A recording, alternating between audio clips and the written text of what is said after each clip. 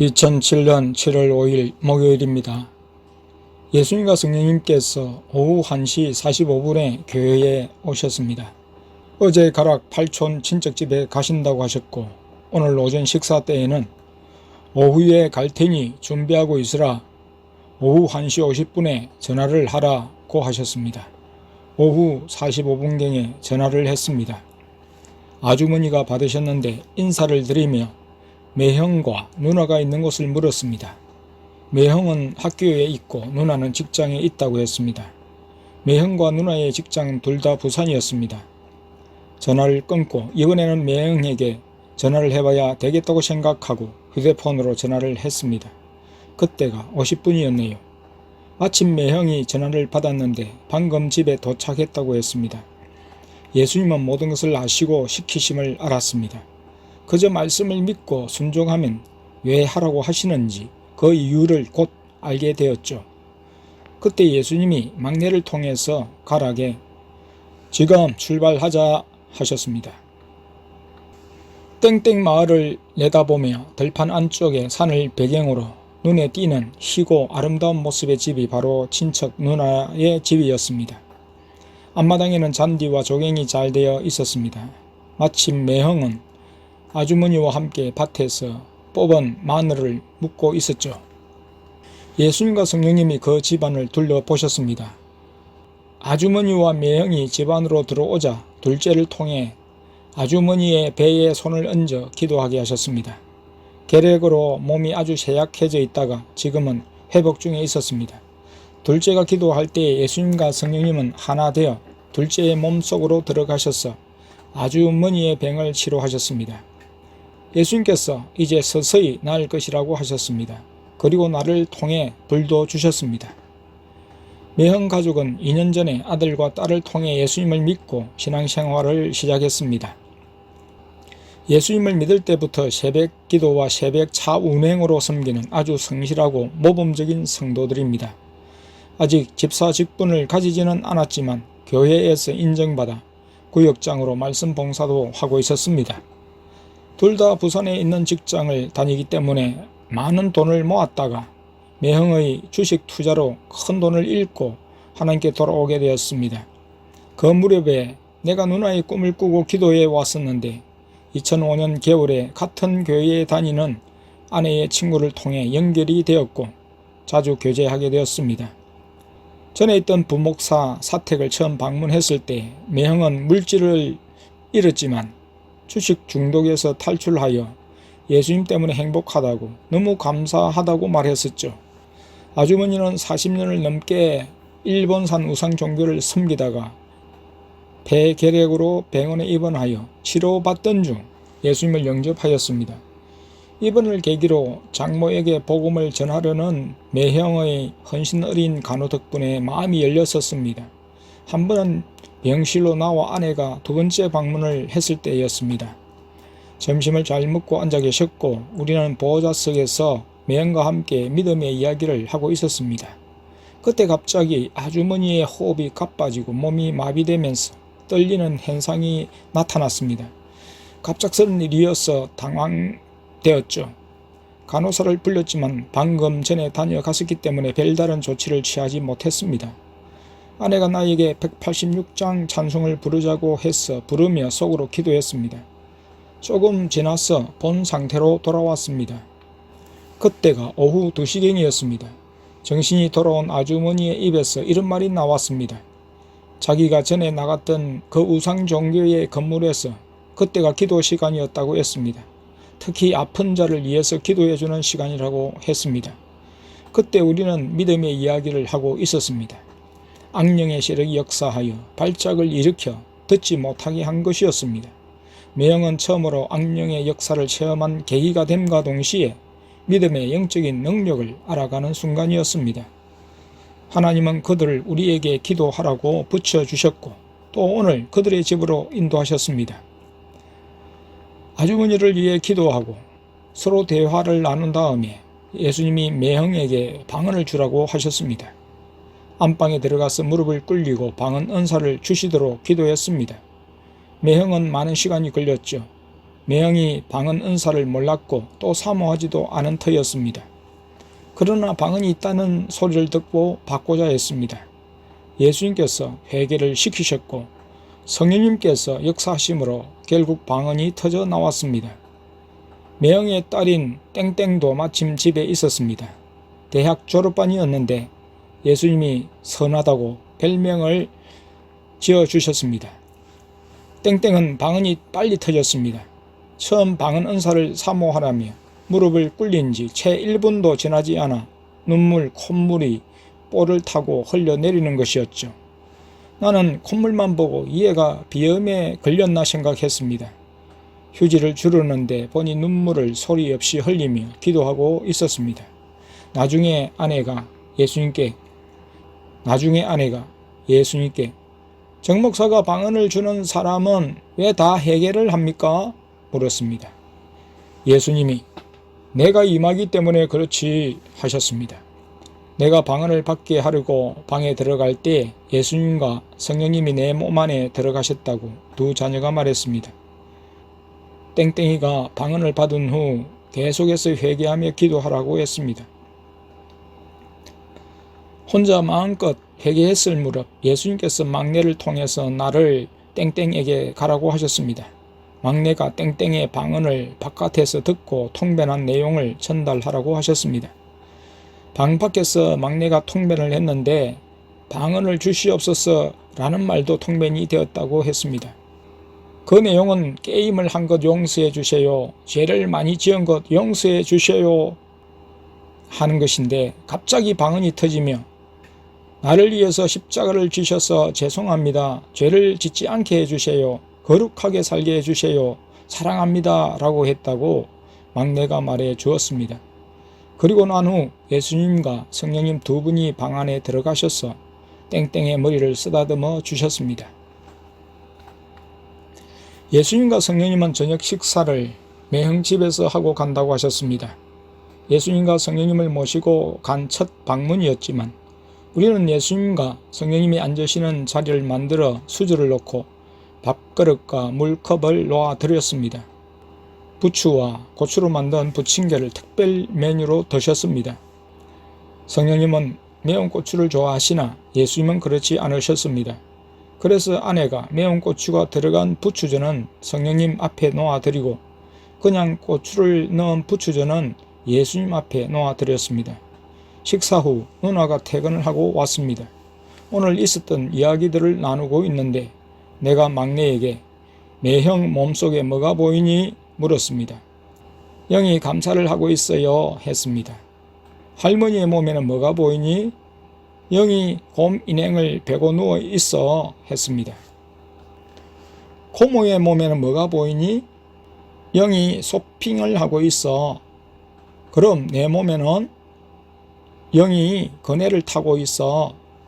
바로 그때 막내에게 사람의 영의 상태를 보는 눈이 열렸던 것이었습니다. 둘째에게도 한번 보라고 했는데 막내처럼 열린 것을 확인했습니다. 매일매일 새로운 은사를 주신 예수님께 감사를 드렸습니다. 아내가 우리에게 일어난 그간의 일을 말해도 매형은 반신반의하더니 두 자녀가 같이 있는 사람들의 영의 상태를 이야기하니까 받아들이는 표정으로 바뀌는 듯 했습니다. 아내가 매형에게 방언을 해보세요. 막내가 통역을 할 테니까 해보세요 했는데 머뭇거림이 하지 못했습니다. 막내가 매형의 영이 쑥스러워한다고 하니까 막내의 말에 수긍하는 얼굴 표정이었죠. 영의 상태와 동일하게 겹눈쩍어 했습니다. 돌아오는 차 안에서 아내가 예수님께 여쭈었는데 이제는 믿는다고 하셨습니다. 아내는 할렐루야 하며 삼일체 하나님께 감사드렸습니다. 돌아오는 차 안에서 예수님과 성령님이 경상도 사투리와 부산말을 섞어서 말싸움을 하셨습니다. 막내는 예수님의 말씀을 대언하고 둘째는 성령님의 말씀을 대언했습니다. 여태껏 표준말을 쓰시다가 오늘부터 사투리를 쓰시는데 우리보다 더 감칠맛 나게 하셨죠. 지아는, 이아는, 와라카노 하셨습니다. 길 옆에 말 2마리가 머리를 맞대고 그 이마에 하얀 무늬로 하트를 만든 대형 광고판이 서 있었습니다. 예수님, 저 안은 뭐고? 아니, 혹시 천국에도 저런 말 있어요? 예수님, 저런 거는 없다. 자, 둘이는 뭐하노? 하시면서 본격적으로 두 분이 사랑 싸움을 하시는데, 원래 예수님은 농담을 진하게 하시지만 성령님은 평소에 별로 말씀이 없으신데도 이날은 다르셨습니다. 한참 동안 공방전을 벌이는데 우리는 웃음을 멈출 수가 없었죠. 정말 놀라웠고 재미있었습니다. 예수님, 성령님, 파이팅! 예수님이 둘째와 막내에게 너그 둘이는 싸울 때는 경상도 사투리를 쓰더라도 화해할 때는 표준말을 써서 하거라 하셨습니다.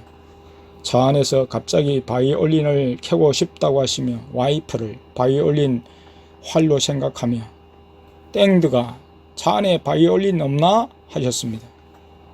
성령님께서 바이올린 켜는 예수님의 몸 동작을 막내를 통해서 하시는데 너무나도 우스웠죠. 그리고 뒤이어 하시는 말씀이 바이올린도 제대로 못 켜면서 동작은 어지럽다. 예수님께서 성령님을 핀잔하셨습니다. 플롯 부는 흉내를 내시면서 니는 플롯을 이렇게 불잖아. 하나님 아버지는 피아노를 잘 치십니다. 항상 조카 딸과 함께 연습하고 해서 잘 치시는데 둘째를 보고 쟤는 잘 못 치대? 장난질만 하고 아내가 남자라서 그런 것 아닙니까? 그렇지. 그렇지만 땡땡이는 잘해 하고 칭찬하셨어. 여자잖아요. 말끝마다 우리 땡땡이 하셨습니다. 예수님과 성령님과 함께 난생 처음 찜질방을 구경할 수 있었습니다. 두 자녀는 고종 사촌들과 함께 찜질방을 서너 번 갔었다고 했습니다. 예수님이 아니면 별 갈 마음이 없었던 곳이죠. 사우나 할 때와 마찬가지로 나와 둘째는 남탕 사우나에서 몸을 씻고 옷을 갈아입은 다음 찜질방에 모였습니다. 여자들은 예수님이 인도하셨고 우리는 성령님이 인도하셨죠. 사우나 샤워기 앞에서 물로 몸을 씻으면서 탕에 계신 성령님께 저는 성령님을 많이 닮은 것 같아요 하니까 성령님이 오늘 내가 많이 웃겠잖니 하셨습니다. 그리고 딸과 둘째가 예수님과 성령님의 말씀을 대언하는 것처럼 영안이 열리면 그렇게 해서 설교하게 될까요? 여쭈니 그렇다 하셨습니다.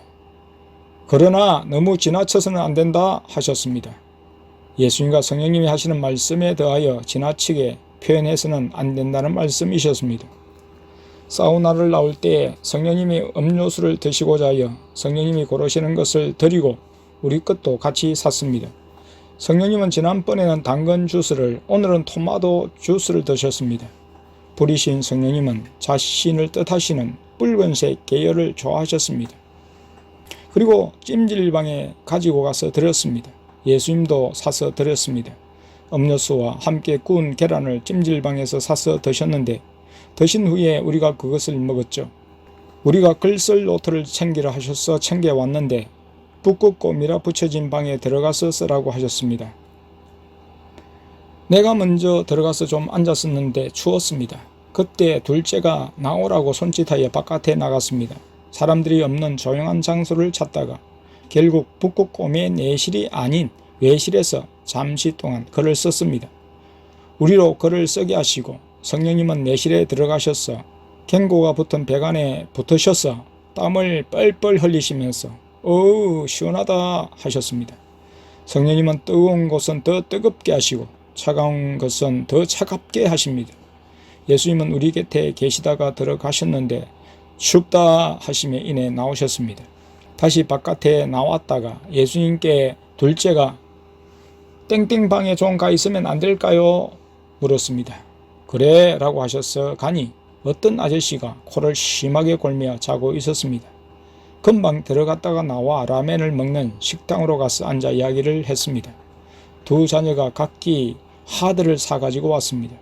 아까 예수님과 성령님은 드셨기에 내가 아버지는 드렸나? 하니 둘째가 먹던 하드를 세워 하늘에 계신 아버지께 아버지 잡수세요 했습니다. 내가 아버지가 드셨냐? 물으니 드셨다고 하고 감자칩도 몇 개 드셨다고 했습니다. 최근 둘째가 목욕탕에서 건물 1000과 100을 뚫는 영안으로 성령님이 어디 계신지 예수님이 어디 계신지를 보고 있었습니다. 그래서 내가 땡땡땡 교회를 보여달라고 기도해봐라 했습니다. 예수님이 땡땡땡 교회를 딸에게 먼저 보여주셨습니다. 딸에게 땡땡땡 교회가 보여? 지금 뭐하고 있나? 물으니 찬양하고 있어. 내가 목사님이 어떻게 생겼어? 물으니 머리에 흰머리가 있고 책에서 본 대로야. 오리 궁둥이 모습도 보여. 그러면 땡땡이 보여? 맨 앞에 앉아있어. 둘째에게 너도 보여달라고 기도해라 하니까 보여주셨습니다. 땡땡아, 땡땡땡 교회의 강대상이 우리 것하고 같아? 아들은 조금 커 했습니다. 둘째나 딸은 실제로 땡 목사님이나 땡땡씨를 보지 못했습니다. 보고자 하면 예수님이 대상을 보여주셨습니다. 내가 이것이 바로 천리안 말리안이죠? 예수님이 그렇다고 하셨습니다.